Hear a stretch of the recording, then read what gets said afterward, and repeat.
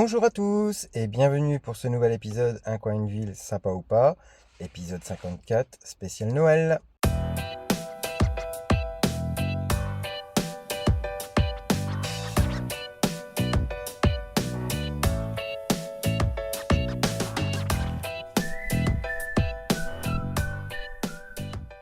Pour ce nouvel épisode, nous partons à Ricquewihr. Ricquewihr est une ville située sur la route des vins d'Alsace, dans l'est de la France. Ses rues pavées sont parsemées de boutiques, de viticulteurs à colombage et de salles de dégustation. Omniprésente dans le paysage sur les coteaux aux pentes raides qui montent à l'assaut des collines sous-vosgiennes, la vigne est à la fois l'écrin et le trésor de Ricquewihr. Depuis toujours, c'est elle qui assure la prospérité du village.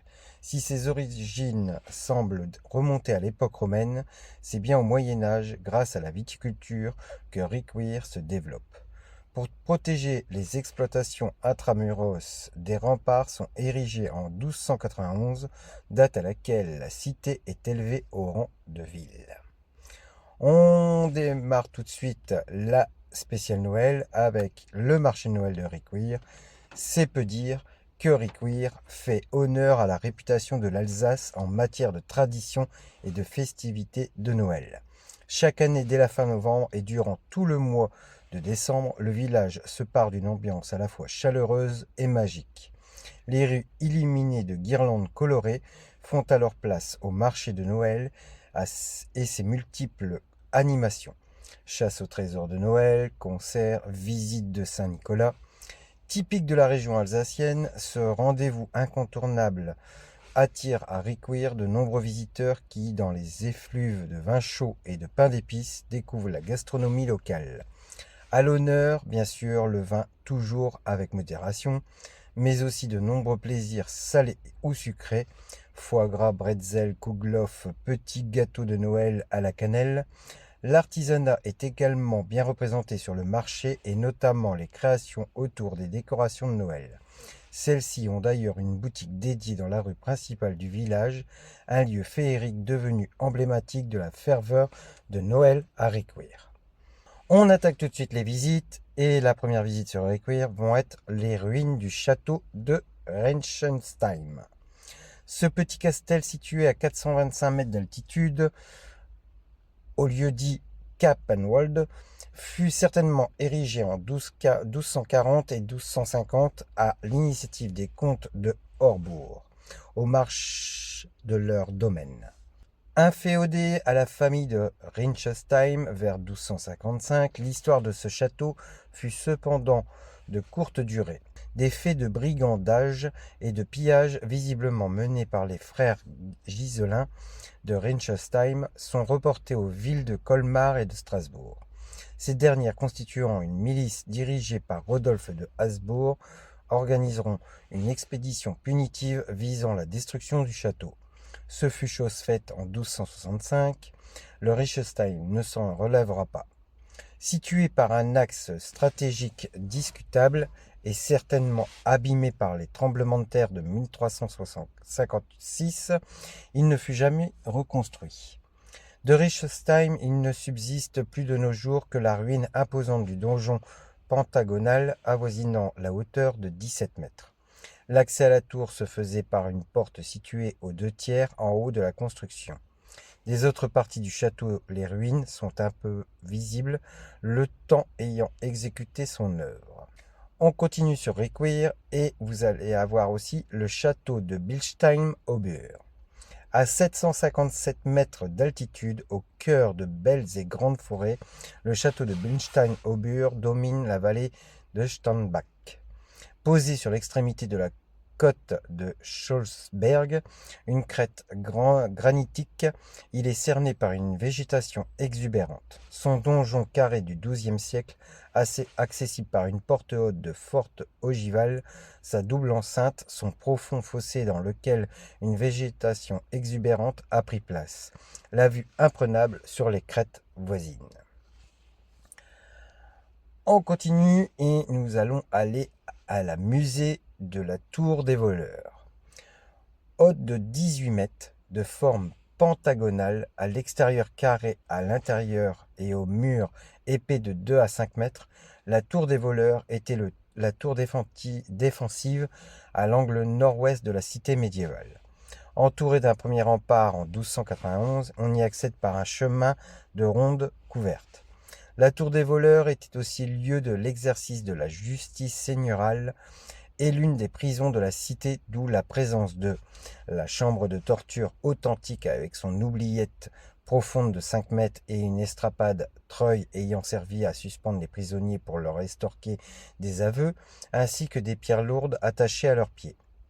La salle de garde à l'étage supérieur d'où l'on pouvait assister à leur interrogatoire avec une collection d'instruments de torture. Au niveau tarif, nous allons être à 5 € par personne. Allez, maintenant, on s'en va à 17 km visiter le château du Haut-Königsbourg. 9 siècles d'histoire. Devant vous, la silhouette majestueuse du Haut-Königsbourg. Érigé au XIIe siècle, le château de Haut-Königsbourg a été pendant des siècles le témoin des conflits et de rivalités entre seigneurs, rois et empereurs. S'y sont succédés d'illustres propriétaires qui en ont marqué l'histoire et de nombreux événements qui en ont modifié la physionomie. Dressé à près de 800 mètres d'altitude sur un éperon rocheux, le château de Haut-Königsbourg propose une excursion de toute beauté et domine de sa silhouette caractéristique les quelques 300 fortifications de la région. Mentionné pour la première fois en 1147, il est pendant des siècles le témoin de conflits et de rivalités entre seigneurs, rois et empereurs. Détruit lors de la guerre de 30 ans, en 1633, il est restauré de 1900 à 1908 par l'empereur d'Allemagne, Guillaume II, et l'architecte Bodo Ebhardt dans l'esprit du château à la fin du XVIe siècle. Plongé dans l'univers du Moyen-Âge, de la cour basse avec son auberge, sa forge et son moulin aux escaliers en colimaçon qui mènent aux appartements meublés du seigneur, découvrez une architecture, un mobilier, une atmosphère chargée d'histoire et revivez le Moyen-Âge au milieu des ponts-levis, salles d'armes, donjons et canons. Concernant les tarifs, nous serons à 8 € et gratuits pour les moins de 18 ans. On reste à 17 km et nous allons avoir la Volerie des Aigles. Située au cœur du château médiéval de Kingstein, la Volerie des Aigles invite les petits et grands à découvrir le monde fascinant des oiseaux de proie. Depuis plus de 50 ans, ce site emblématique œuvre pour la protection, la reproduction et la sensibilisation autour des rapaces, aigles, vautours, hiboux, faucons ou encore d'autres espèces. À travers les spectacles entre ciel et terre, les visiteurs admirent l'élégance de ces oiseaux tout en apprenant leur rôle essentiel dans l'équilibre des écosystèmes. Chaque représentation à ciel ouvert mène pédagogie et émotion, permettant de mieux comprendre la menace qui pèse sur cette espèce et vivre le moment suspendu au plus proche de ces oiseaux. Plus qu'un simple spectacle, la Volerie des Aigles est un lieu d'émerveillement et d'engagement où la beauté du patrimoine historique rencontre la richesse du monde animal. Une visite incontournable pour les amoureux de la nature et d'expériences authentiques au cœur d'un décor médiéval unique. C'est fermé du 11 novembre au 24 mars. Concernant les tarifs, nous serons à 12 € pour les adultes et 8 € pour les enfants. On en termine là pour les visites, pour la simple et unique raison, c'est qu'on est proche de pas mal de villes différentes. Vous avez bien compris qu'il y a énormément de châteaux dans le secteur, et donc je ne vais pas tous vous les faire, mais pour ceux qui sont amoureux, n'hésitez pas à rechercher, il y en a plein. Je les mettrai aussi sur les prochaines vidéos avec les villes autour. Concernant l'aire de camping-car, Riquir n'est pas doté du tout d'aire de camping-car, malheureusement, alors que le village et les villes autour en ont une. Ça, c'est bien dommage. Concernant les lieux de vacances, une dizaine d'hôtels, 8 gîtes, 5 chambres d'hôtes et un camping. Concernant les coins proches, nous sommes à 14 km de Colmar, 32 km de la frontière allemande. Donc nous sommes proches de tout. En conclusion, Riquir est une très jolie ville alsacienne, un marché de Noël comme on les aime, pas mal de visites sur place ainsi qu'en extérieur, et si vous aimez les châteaux, alors vous en serez conquis. Les aires de camping-car absentes, mais pour info, le camping est ouvert pendant les fêtes de fin d'année pour les camping-cars.